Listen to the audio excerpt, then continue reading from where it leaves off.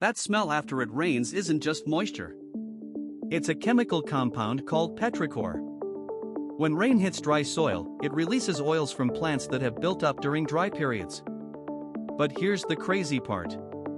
The earthy scent you love is actually bacteria waste. A microbe called streptomyces produces geosmin, a compound so potent your nose can detect it at 5 parts per trillion. That's like finding a single drop of water in 20 Olympic swimming pools.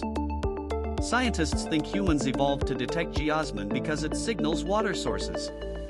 Your brain is literally wired to love the smell of bacterial poop. Nature's notification system works better than any app.